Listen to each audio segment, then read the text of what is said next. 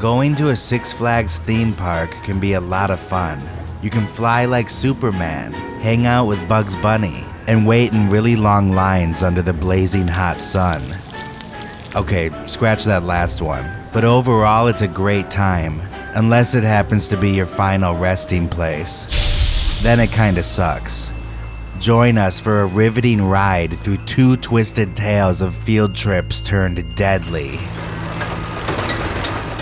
Please keep your hands and feet inside the vehicle at all times. And hold on to your hats, folks, because the Grim Reaper doesn't care if you meet the height requirement. That's today on Death in Entertainment. Live from Los Angeles. 911, what is your emergency? Here in Hollywood now. 2 counts of murder, Injury and death. Oh my God! Shocking new details. that has stunned the entertainment world. This makes me a little nervous. The hair stood up on my arms. Just like in the movies. What do you call this thing anyway? Death. In entertainment. Greetings, Deado Universe. Hey! What's going on? How are you? How's your mother? How's your father? And the rest of them. Welcome to another week with Death in Entertainment. My name's Kyle Plouffe. And I'm Alejandro Dowling. And boy, oh boy, today we've got quite the tales. We're going on vacation, kids. Hey, get in the car. We're getting in the station wagon, looking backwards, driving to Six Flags. But before we get there, we have to issue a warning. Warning. This podcast is true crime comedy, so while we do tackle dark subject matter, sometimes we laugh a little bit. We will bring levity to the situation. So if that's not what you're into, then make sure you pack a one-way ticket to another amusement park. Make like a tree and leave. Leaf. I think that's the way it goes, right? Sure. Do we have any other housekeeping, Kyle? Off the top, I don't believe so. I think without further ado, Let's get in line. nice.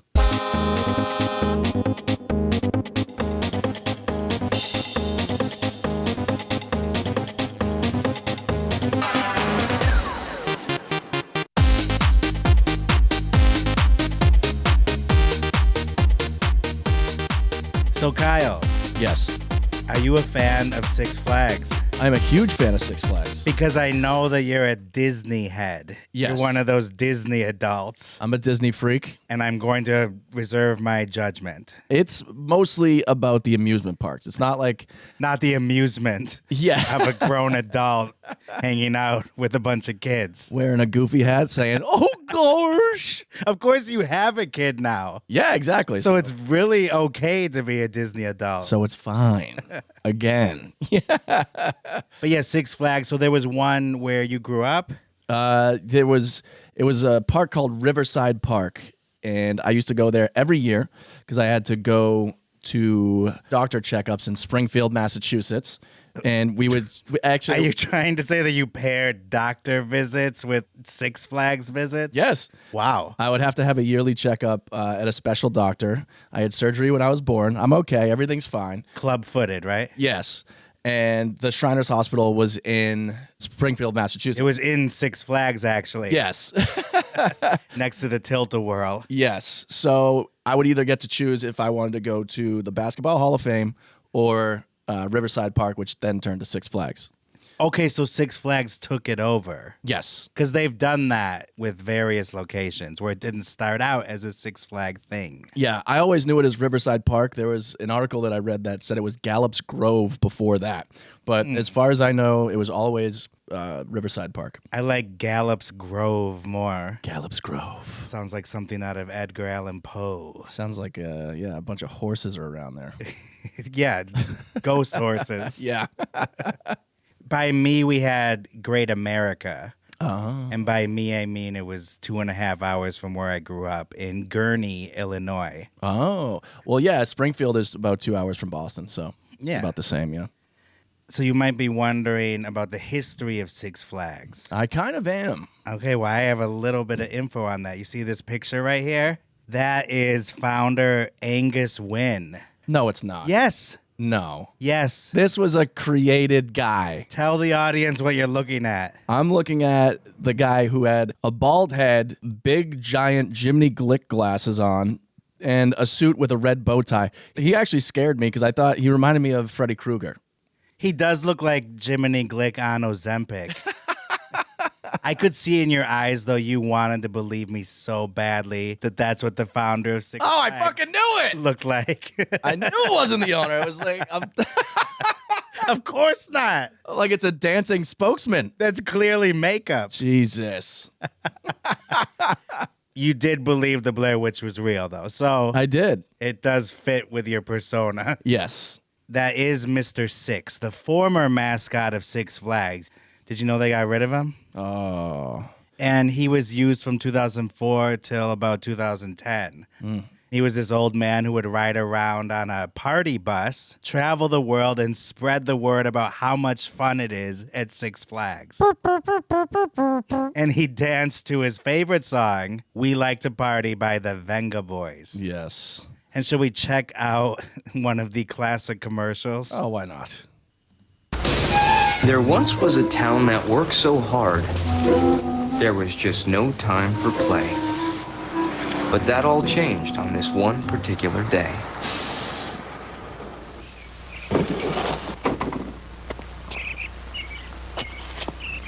There he is.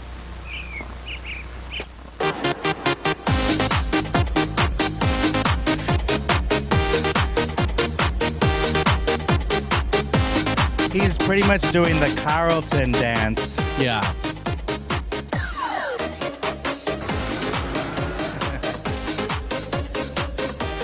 That specific shot, too, reminds me of...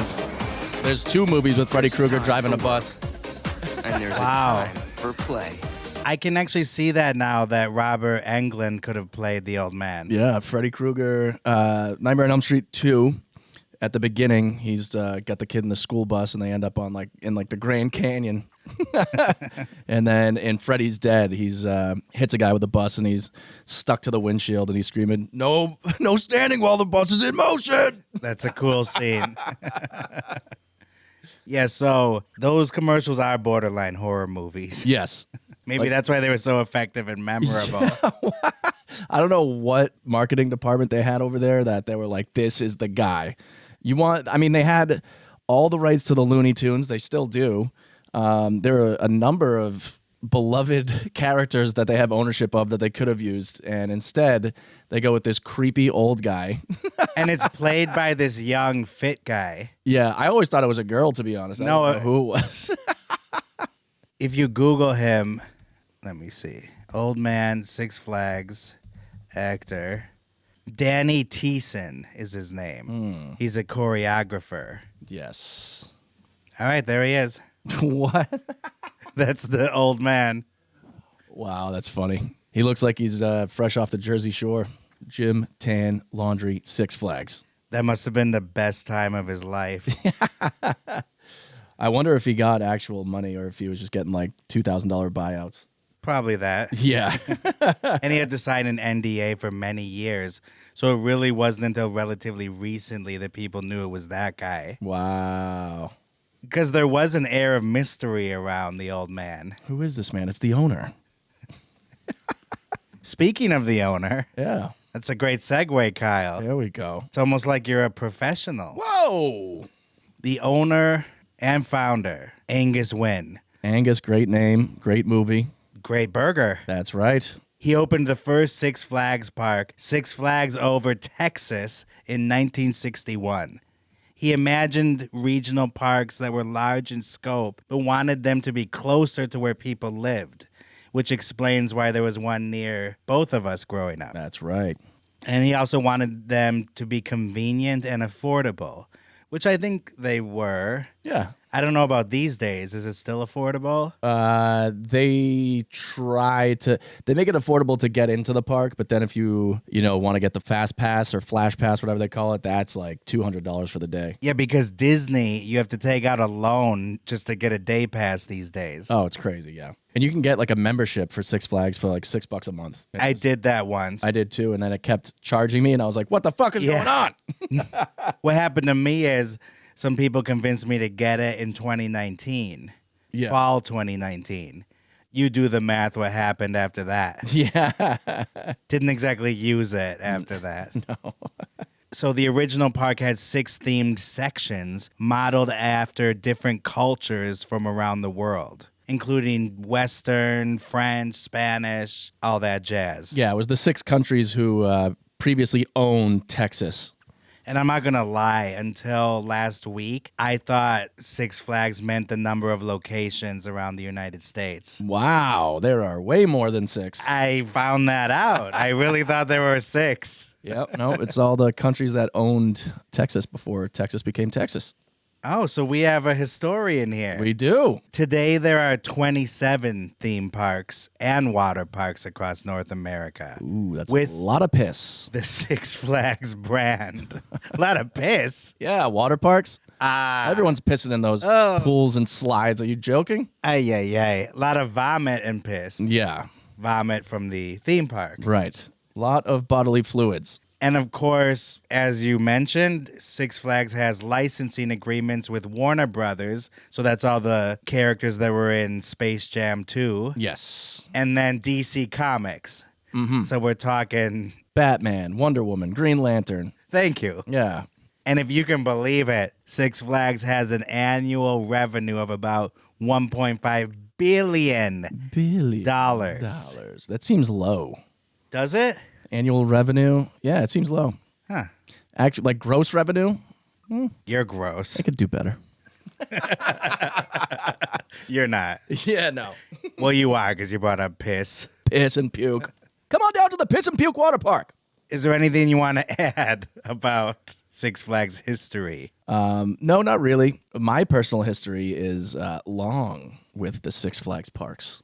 I would go every other year to the New England one. Mm-hmm. But growing up before, while it was still Riverside Park, my dad would take us down to New Jersey. And we would go, I still have the home videos at my place right now. Great Adventure. Great Adventure, where they had, all the best rides. I went on my first upside down ride ever there. And there's a safari where monkeys would just like jump and shit on your car and rip your antennas off your cars. The car they provided you. No, your own car. What? You would go through in your own car, yeah. All right, explain this to me. Yes. Because don't you park your car and then enter the park? Nope. You pay in line and you just drive on a road throughout this entire thing, and everybody has their own cars. Who would willingly allow that to happen to their car? Thousands of families per day. Oh my God. 365 days of the year. It was crazy. And I think it's still there. And then what? You drive it through the Bugs Bunny car wash? You drive it through pretty much the Lion King. They would have tigers, lions, bears. Oh my. And yeah, the monkeys, they were the craziest ones. Wow. I believe there were giraffes that would stick their head in your car, and like, yeah, it was in your crazy. car. Okay. Yeah. Nice. Yeah. And what was your favorite ride? Batman ride was great. There was one that was just like a spinning wheel that would start. You would be just going around in like a circle, and then it would just tilt all the way up like a fan, and you'd be going upside down, spinning upside down. That was my first ever upside down. Like a Gravitron. Yes, but you were in like a single cart by yourself and flip around. It was awesome. So you would consider Great Adventure one of the best theme parks? Yes. What if I told you it was also one of the most deadly? I would not believe you. And we're about to get into that. Oh, boy. But first, we're traveling to Georgia. Come on down to Georgia. I got Georgia on my mind. Whoa. And I took the midnight train. I got Georgia on my death certificate. We're going to talk about your favorite ride. Mm-hmm. Batman. Yes. So, Batman the Ride was based on not only the comic book, but the then recent blockbuster Batman. Yes. Starring Michael Keaton, directed by Tim Burton, soundtrack by Prince, Bat Dance. But also scored by Danny Elfman of Simpsons fame. Simpsons, Pee Wee Herman. Tales from the Crypt. Yes. Oingo Boingo. the lesser of the Yeah. achievements. Featured in Back to School, of course. Ooh. A wonderful scene. Yes. A party that Rodney attends Hey. where they happen to be playing. How great would that be? Madison, Wisconsin. Hey, go oingo boingo. You walk into a frat party and you see Oingo Boingo playing Dead Man's Party and Rodney delivering one-liners in a hot tub. I tell you. Got a boingo in my pants. Hey. Hey, get over there. Batman the Ride, it's the first inverted roller coaster. What do you think that means? That means that it's hanging from the top. Yeah, so rather than being on the track, it's hanging from the track. Yeah. And then riders wear these over-the-shoulder harnesses like a ski lift. Yeah. And their feet dangle in the open air 105 feet up from the ground. So scary. And it's known for its 360-degree twist, which produces a feeling of weightlessness. It makes you feel like Batman. Yes. The first attraction opened in my neck of the woods at Great America in Gurnee, Illinois, May 1992. Gurney. Mm-hmm. That's what you're going to need to take somebody out of here, I believe. And Gurnee is about an hour from Chicago. Between Chicago and Wisconsin. Gotcha. And there's also a huge mall there, almost as big as the Mall of America. It's gigantic. Oh, got Great America, Mall of America. It's big America up there. I was wondering what the third thing was going to be. America the Beautiful. In May 1992, why is that significant? So it opens right before the release of Batman Returns. Before they freaked everybody out with their McDonald's Happy Meals. You were freaked out by those? Batman Returns? Yeah. There was a huge push back because it was such a terrifying movie and people were so mad that McDonald's had kids' meals made out of them. Yeah, actually, we were set to see it in the theater. I was very young, and my brother made the mistake of telling my mom that in the trailer he saw a scene where Michelle Pfeiffer licks Batman. Oh, yeah. And so then she said, "Oh no, you're seeing Ferngully instead." That was at the theater at the same time? Yeah, 1992. Wow. Yeah, I didn't see Ferngully. I only saw that on VHS. Did you see Batman Returns in the theater? Sure Did it freak did. you out? It was awesome. Oh, I'm so jealous. It was so awesome. I did see Batman Forever, Yeah, I saw that in the theater too. and that has forever stayed with me. So Batman the Ride opened at Great America, and then it was followed by 6 other parks once it proved to be popular with patrons. The one in Six Flags Over Georgia opened in 1997. And what else is significant about that year? The release of Batman and Robin. Whoa! George That- Clooney. Killed the franchise until Christopher Nolan resurrected it, and 11 years later. Or, Heath Ledger would make history with his Oscar-winning Joker performance, which P. Diddy would creepily recreate for Halloween. And if you haven't seen that video, Google P. Diddy Joker. It's absolutely terrifying. you can see it on our latest Death and Entertainment Tonight live. That's true. So that brings us to June 28th, 2008. Obama is campaigning. Tim Russert just dropped dead. Whoa! And Heath Ledger.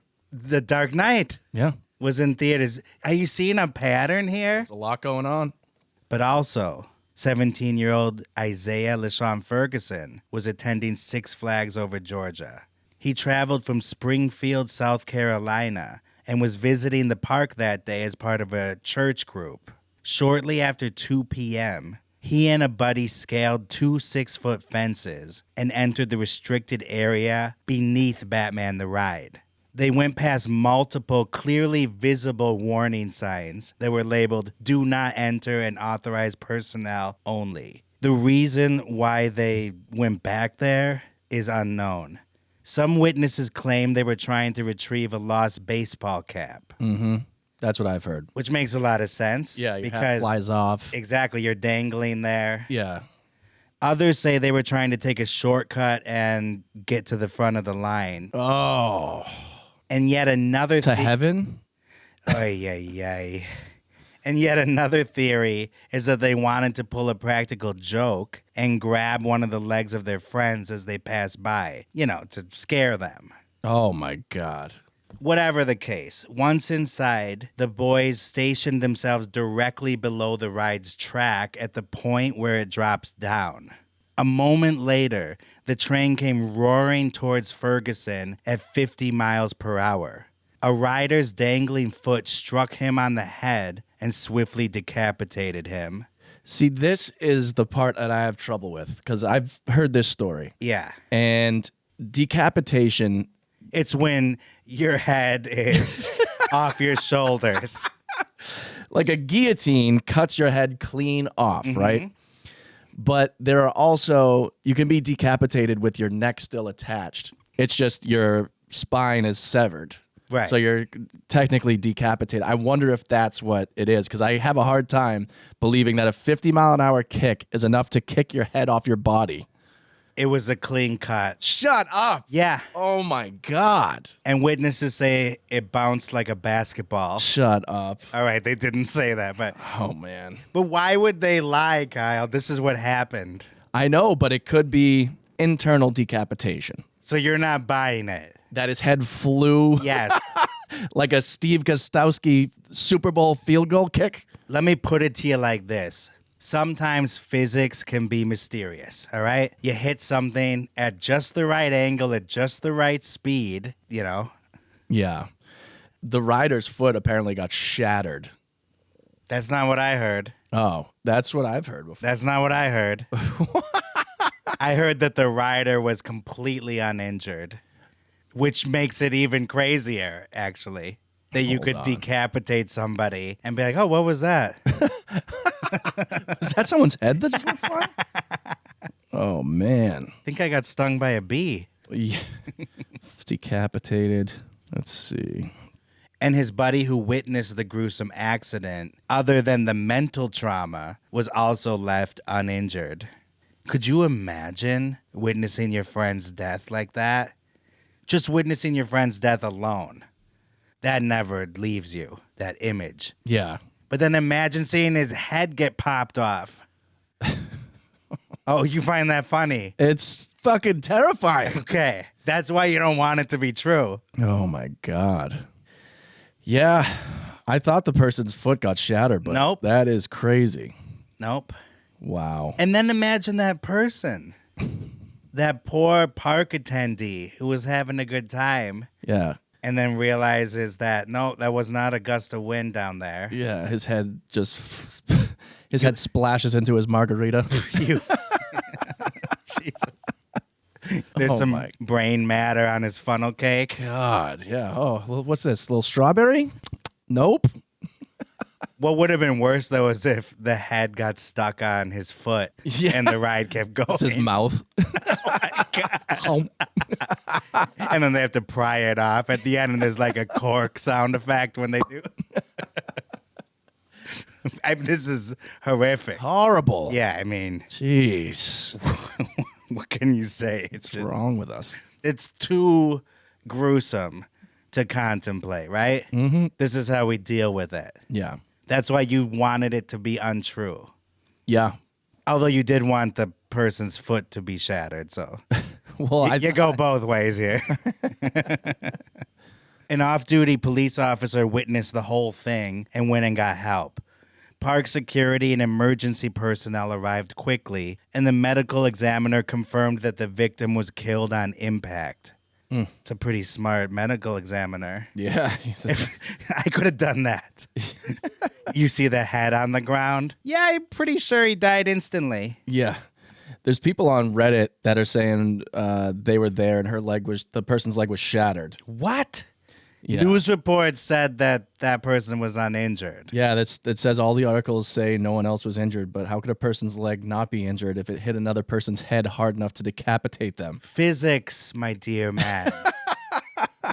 It's a mysterious thing. Woof. Here's a news report from the time from the AP. This video provided by Six Flags Over Georgia shows the Batman roller coaster where a teenager lost his life. Look at that thing. It looks so tall. Yeah. and humongous. Authorities are looking into reports that the teen jumped 2 6-foot fences to get a hat he lost while riding the coaster. The teen. So the media seemed to stick with the hat story. Yeah. What hat is worth that? My God.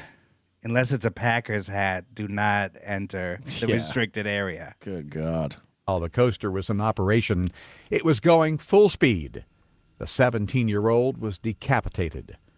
Authorities. Kyle?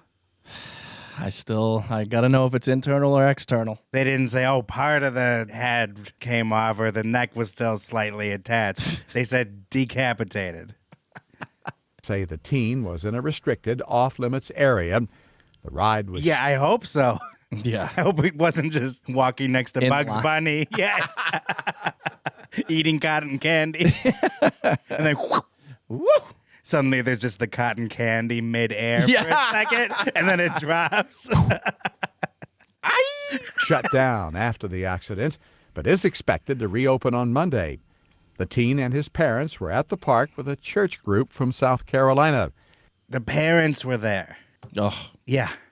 So Isaiah Ferguson's family was also there, and his dad told the local newspaper that his son was a happy-go-lucky young man and always smiling. Quote, he was my oldest son. He was named after me. It's tragic. damn. The ride was immediately shut down while officials from the Occupational Safety and Health Administration, otherwise known as OSHA, conducted an investigation. Sadly, listen to this. Uh-oh.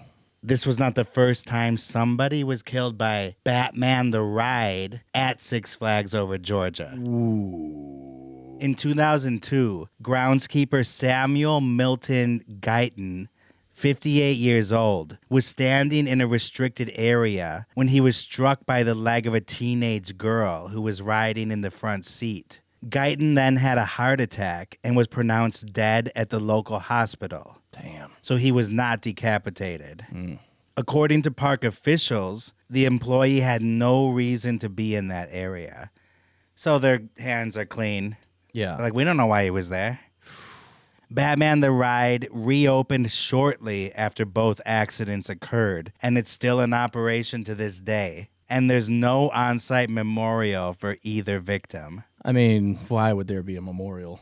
Oh, you are cold-hearted. Here lies. Wow, you want nothing to interfere with your good time. No. Wow, you don't want any reminders of the real world and the horrors that be. Yeah, I don't know. It's not, Can't you put a little statue or something like Nope. they did for that dad that lost his life trying to catch the baseball? so they could kick the head off the statue? Oh, Kyle, they're not going to put it exactly right there. You do Okay. But they could put it somewhere else in the park. Sure. And people will be like, who's that? And they'll be like, oh, that's the guy that jumped over the fence for a fucking hat and got his head kicked off. And then they won't want to ride the ride. It sounds like a fake story. It sounds like something you would tell your kids to scare them from stopping to jump over the fence. But with that logic, that memorial for the dad who was trying to catch the baseball, you're walking into the field seeing that. Why doesn't that stop people from wanting to go in? Yeah. And ruin their good time? It doesn't. Right? It's just a little reminder. Sure. All right, I don't care. It would have been nice. They were bad decisions made. All right. And I'm usually pro Victim. victim, not pro corporation. But in this case, in both these cases, like, what are you doing? What are you doing? Mm-hmm. It's hard to find a reason to be like, okay, well, you know, it makes sense. They could put a gold-plated hat maybe at the bottom there that won't touch anybody's feet. You know, with no head attached to it. All right. That is the story of Batman the Ride. And now we're going to your favorite park, Great Adventure, Oh, let's go to Jackson, New Jersey. the Haunted Castle. So this is right up your alley. Yeah, You love haunted houses. I do. We went to Shacktober last fall. We sure did on the Queen Mary in Long Beach. That was fun. That was great. And people had fun at the Haunted Castle. Yes. It was originally known as the Haunted House, and the attraction was constructed out of 4 aluminum semi-trailers when it first opened in 1978. That's crazy because you can't tell from the front. It looks like an actual castle. Yeah, that is kind of impressive. I wouldn't think that it's 4 semi-truck containers. It was a test. That's why it was made of trailers. They weren't sure they were going to keep it around. And then a more substantial version of it was built a year later. Gotcha. And if you want to see, look at this link here. Someone has photos of the original incarnation of this attraction. Okay. Oh, yeah, it's a house. Looks like it should be in Haddonfield. Oh, it's got classic fall vibes. I love it. Dare I say, though, any grainy photo from the 70s looks kind of creepy to begin with. Yeah. But, yeah, these do look... I think because it's so lo-fi as well. It looks like the budget was $50. Yeah. Typical haunted house. Yeah, we got a Frankenstein. We got a Wolfman. We got a bunch of ghouls. We've got... And those were just the park attendees. Hello! We got a vampire. Some fat guy with makeup on his face. Kyle, don't make fun of the patrons of the park. Listen, sometimes it's just like, well, what are you? Oh, John Wayne Gacy character guy here. He's got like a butcher's smock on with blood all over it and a clown makeup. And he's got a 3-inch knife that he's holding like he's about to stab whoever's taking the picture. That's a little disconcerting. Yeah, that seems like it would make it a little bit more scary because you don't know if he's supposed to be there or not. Like those Disney adults. Yeah, he's not. Yeah, exactly. He's not like an officially licensed character. It's just a guy with a knife. The Haunted Castle was assembled on a new site in 1979. Mm-hmm. And this consisted of 17 interconnected aluminum trailers linked by plywood partitions. Wow. In order to create a complex maze. 17? That's more than 4 times the size of the original. Yeah. The interiors were made of plywood walls and the ceilings with wooden studs for support. Yeah. And then the wall materials were foam rubber, plastics, plywood, and tar paper. And then there were a lot of props like mannequins made of wax. That doesn't sound like a great idea, having seen the movie House of Wax. Sounds like a candle. And then attached to the exterior were painted turrets and towers of plywood on wooden frames, intended to emulate a medieval facade. The castle. Which they did a great job. It does look like a castle. Oh, definitely. You would never think that's a bunch of trailers. Mm-mm.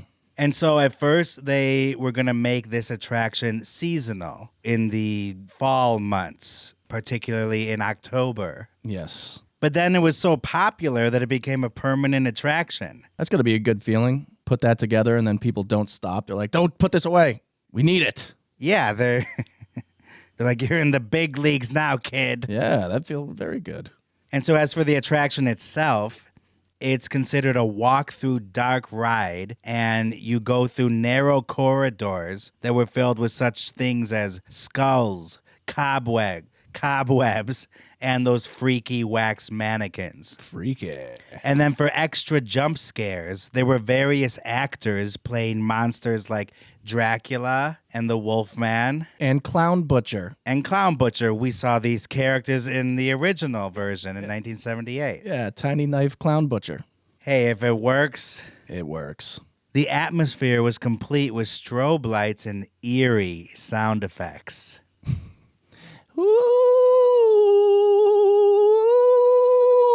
Kyle always takes his cues. Why did every Halloween decoration make that noise when we were kids? Because it's a eerie noise.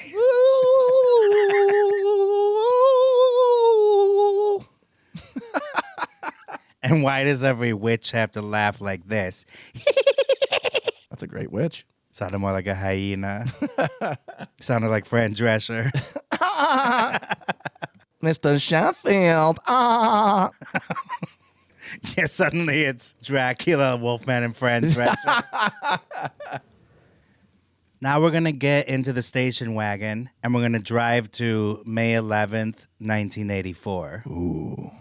A small fire broke out in the haunted castle at about 6:30 p.m. A boy pulled out a lighter in order to see better and find his way out. Oh, shit. He got too close to the wall and accidentally ignited a patch of foam that was hanging down. God damn it. The fire quickly spread through the attraction because, besides the aluminum trailers, most of the building materials were highly flammable. 30 people were inside as this was unfolding. It could have been more, but only half the castle was open to the public that night due to the lighter attendance in the park. Whoa. So it was built into two sides, and on really popular days, they'd have the whole thing open. So luckily, it was just half tonight. Wow.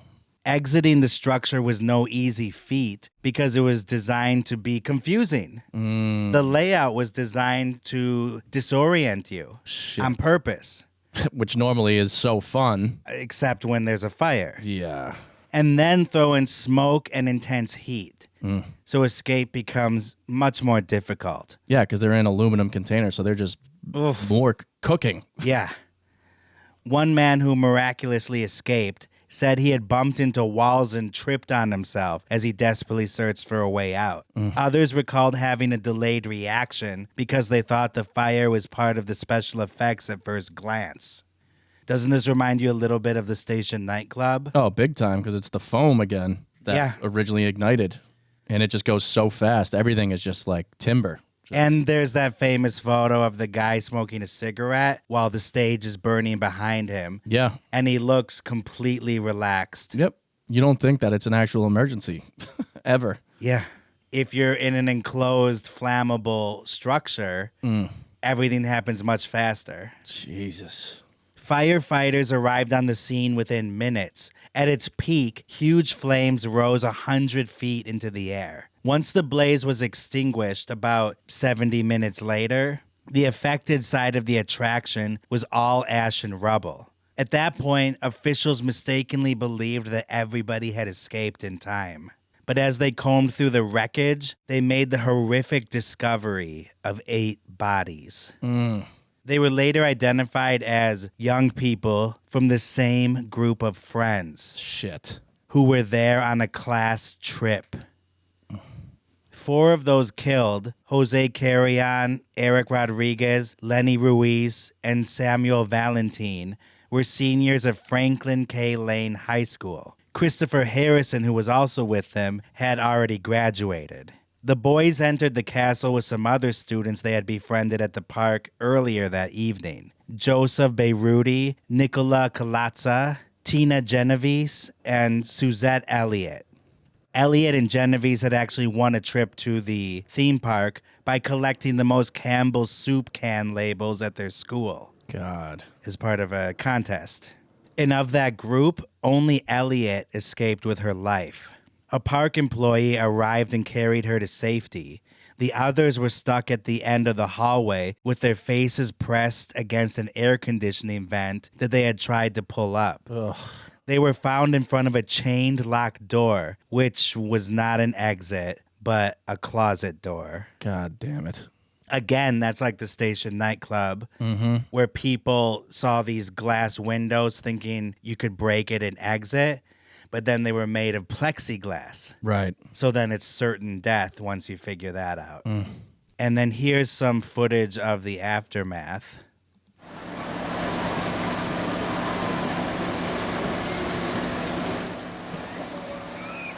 So yeah, that's pretty. Yeah, you can see the actual. You can see the actual trailers in this because they're up above, and they just go back and forth, back and forth. You have to zigzag all the way out. So you'd have to go into the fire, out of the fire, into the fire, out of the fire. Ugh. And think of how difficult a maze is to begin with. Now put yourself in the position where you literally have to escape for your life, trying to find that exit. God, that's so scary. Yeah. And you can hear at this point, this is pretty much a crime scene that they're filming, but the park's still operating. You can hear people screaming in the background, going on rides, having a good time. Yeah, it didn't take long to reopen after they investigated. Good Lord. Well, there's money to be made, Kyle.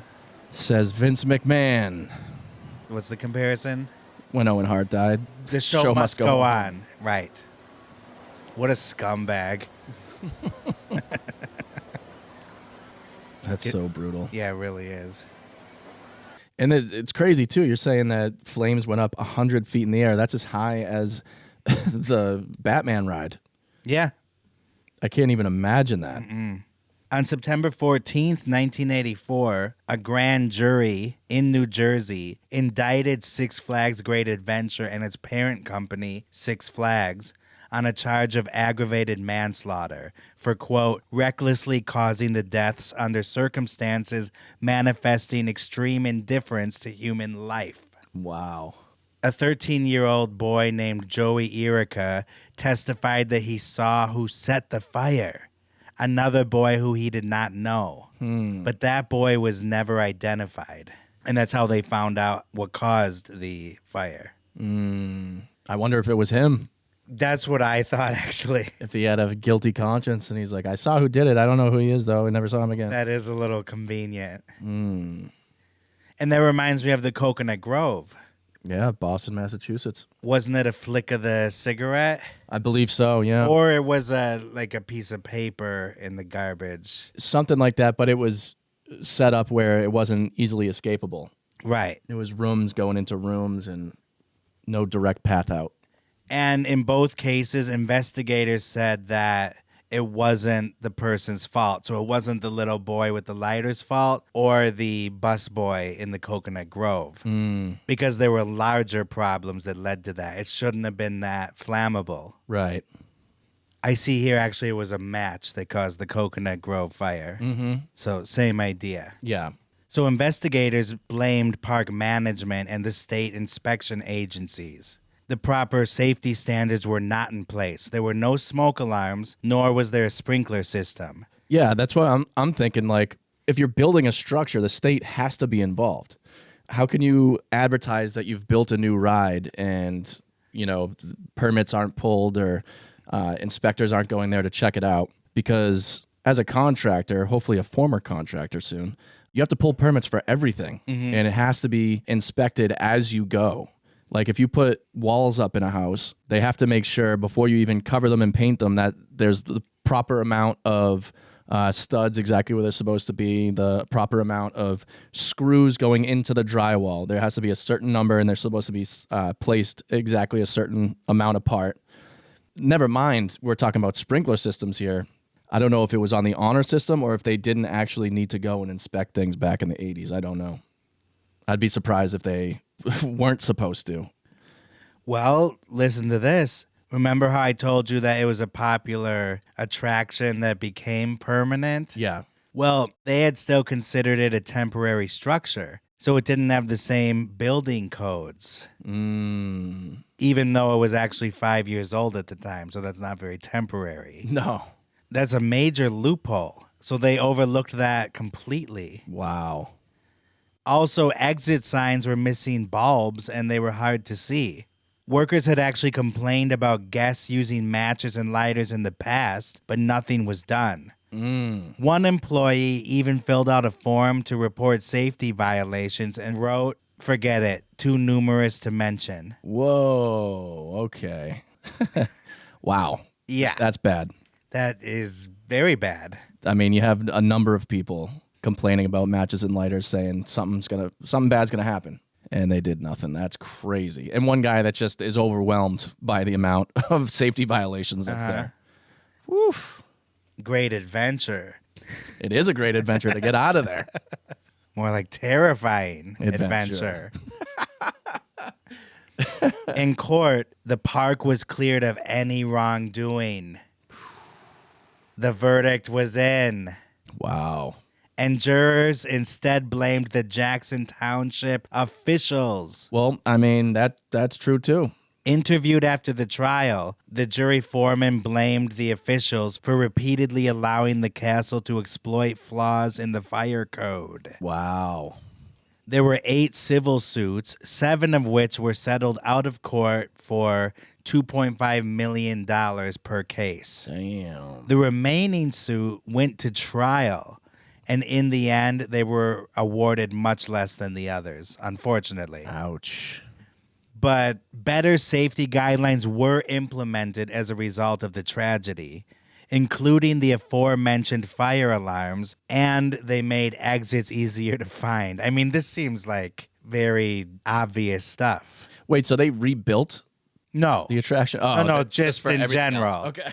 And with the rise of Fright Fest and Halloween attractions, Yeah. so all of those things were affected by this tragedy in the years to come, Yeah. which is great because if you go to a haunted house now or you're in a maze, they're going to make it so that you can get out of there if there's trouble, Yeah. that it won't be hard. For instance, once the fire alarm goes off, everything shuts down and the lights go on bright. So you can see where you're going and know that there's trouble and you got to get out of there. And a bunch of other states copied this. And as for Six Flags Great Adventure, it nearly closed down in the late 1980s due to all the bad press. Kyle, you might have never experienced this place, Yeah. but somehow it managed to stick around Thank God for even to this very day.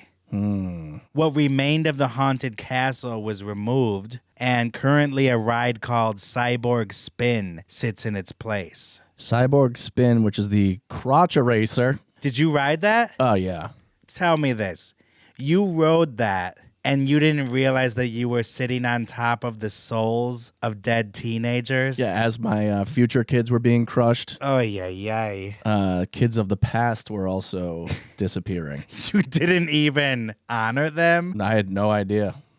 You didn't pour your fruit punch out a little bit onto the ground? Nope. I wanted to puke it up. Ay. Yep. On the occasion of the fire's 30th anniversary, Park President John Fitzgerald said the fire was a terrible tragedy. Quote, "We have invested substantial resources in the safety of our operations and the training of our staff. And now we operate one of the safest family entertainment facilities in the country. Our number one priority is the safety of our guests and employees." Would you look at that? And then there's this guy, Peter Smith, who wrote a book about the tragedy called Doorway to Hell, The Mysteries and Controversies Surrounding the Deadly Haunted Castle Fire. Whoa. That's a very dramatic title. We're on a doorway to hell. Reflecting on the tragedy, he says, quote, "Everyone who was at Great Adventure that day and anyone who lives around here will never forget that day as long as they shall live. And neither will we." Whew. I mean, I feel bad for that one family who thought they were going to get way more and didn't settle for the 2.5 million. I was about to say it's rare, but when you have a company that's like, okay, we'll give you 2.5 million, just go away. Usually you can take them to court and get a little bit more because they've admitted to a certain extent what they think you might be willing to take at a bottom barrel price to settle. And the fact that they got much less is, yikes, boy. Does that amount seem low to you? 2.5 million? That's 80s money. Yeah, that's true too. Yeah, that would have gone a long, long way. But it still feels low Yeah. considering that. Lost a child. Well, yeah. I don't know. It just goes so high up, the failures here. Yeah. I'm surprised it wasn't talked about more. I mean, my family, I don't think we ever talked about that. It never became a ghost story. No. And my dad loved scaring the shit out of me. Really? Oh, yeah. He loved haunted houses. He loved Halloween. That's why I love it so much. The holiday, not the movie. Wait, you wanted to make it clear that you didn't want anyone to think you were talking about John Carpenter's Halloween. Yes, exactly. All right, come on. It's a great movie. It's better than Nightmare on Elm Street. Never in your life. What was I saying? So even with a tragedy like Twilight Zone, the movie, which we've covered extensively, that was kind of swept under the rug too. Yeah. Except that trial was highly publicized, and even now you can find a bunch of information on it. You can find footage of the trial. You can find news articles. For Six Flags Haunted Castle, I can't even find a news report on it. I can find articles, but it does feel very swept away. Wow. It feels like it's been buried in the rubble of time. Oh, they're trying to get rid of it. Because I am shocked that this was your theme park Yeah. that you went to how many times? Oh, At least probably 4 with my dad. And you never heard about this? No. Unreal. Yep. And then I went there a lot when I was living in New York City. So even as an adult, like we would have Luis Gomez would host like a comics takeover Six Flags thing every year. Nobody made a joke about it? Not that I ever heard. Tragedy plus time, that's comedy. Yeah, exactly. Yeah, no, I don't know. Pretty crazy. Well, we are now driving our station wagon to... Final Thoughts. Oh my God. I think it's insane how things are reported because I was on the side of Six Flags for quite a while until we realized that there were many people who were upset with children and teenagers using lighters and matches saying, this thing's going to blow. That's the thing that changed your mind. Yes. It's their fault no matter what, even without that. Yeah, I mean... To have that many flammable materials, that's a recipe for disaster. Yeah, but you like to think maybe they didn't know. But They didn't know the kids are stupid and carry around lighters. Lighters are the one thing teenagers don't leave home without That's true. for whatever use they can find. Yeah. Sometimes it's even cigarettes. Yeah, that's true. You know? Yeah, I think the state should have been held accountable. It sounds like they were. They weren't. Oh, they weren't. The jury voted them innocent. Oh, well, I thought you said that Well, they blamed the fire officials, but Okay. the trial was about the park and its owner. So they were off the hook. Well... Like John Landis before them. Actually, after them. Yeah, that was 87. So, yeah, John Landis followed them then. Wow. Even worse now. Yeah. Yeah, I think the state, the inspectors, the park itself, they all really fucked up because they wanted to keep the money coming in because, you know, once the temporary thing started getting popular, they were like, let's make it permanent. But they did a rush job and tried to make it as confusing and scary as possible, which sounds great on paper until you realize it's as flammable as paper, probably more so. That is so bone chilling to me, more than anything they could have showed me in that attraction. Yeah. The idea that you could be in this confusing structure and that it's so flammable that it could ignite at any second with the slightest spark. Yeah. Think of all the people that went through that before that. They must be thanking their lucky stars it didn't happen on a night they were there. That's true. And I just think that in general, people are afraid for some reason to hold big companies accountable. Like, why out? What are they afraid of? Yeah. I mean, the whole thing in the 90s with the frivolous lawsuits, McDonald's led the charge against the woman who was scalded. What is that what it is? I think. Scalded by... And she was scolded by the public. by the public for bringing the frivolous lawsuit. Yeah, 250-degree coffee that just ruined this lady's legs. And Yeah, if you see the photos, her legs look like beef jerky. Oh. I mean, think of how hot that is. They gave her a cup of lava to drink. Yeah, it was hotter than the haunted castle over there. Jesus Christ. Even the station nightclub attendees are going, whoa, hey. that looks very hot. You're burning up. Yeah, these corporations try to get you on their side, and they almost had me in this episode, but now I'm back with my head on straight, and we're coming back. Unlike Isaiah Oh, from God. Batman the Ride. Nice. That you're sick for making that pun, Kyle. You should be punished for that pun. Yes. Putting the pun in punished. But what if I told you that to date, there have been 62 deaths at the Six Flags Entertainment Corporation amusement parks? 62, but we only covered 10. Oh, man. Well, then you're going to have to come over to the Patreon to hear about the other 52. Come over to our Patreon where the coffee's hot and the piano's cold. That'll sell them. We're heading over there right now to record it, so you guys better follow us. Patreon.com/deathandentertainment. Yeah, so that's going to be a special Patreon episode if you haven't joined. It's not too late. It's never too late. Never, ever. There's going to be that episode where we go over the rest of the Six Flags deaths and many other great episodes. Yes, and we're also going to be covering the Nick Carter appearance on Dr. Phil. Oh, God. More than that, though, we're also going to talk about the Fallen Idols documentary. Yes. That we sat through. 2 nights, 4 episodes. Yep. Wow, so we got a lot to cover on Patreon. But before that, do you hear that? You've got mail.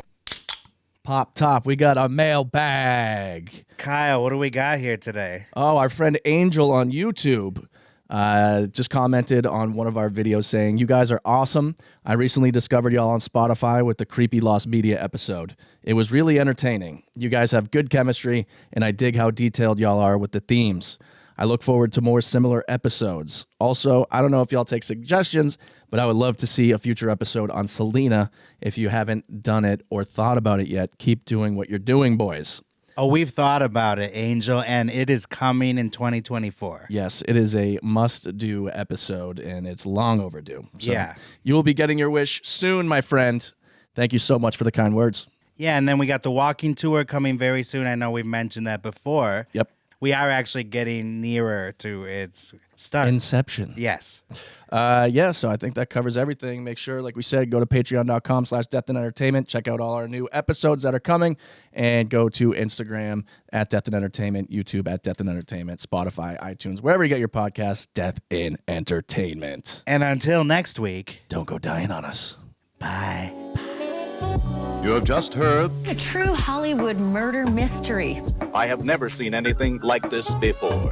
The movies, Broadway, music, television, all of it. A place that manufactures nightmares. Okay, everybody, that's a wrap. Good night. Please drive home carefully and come back again soon.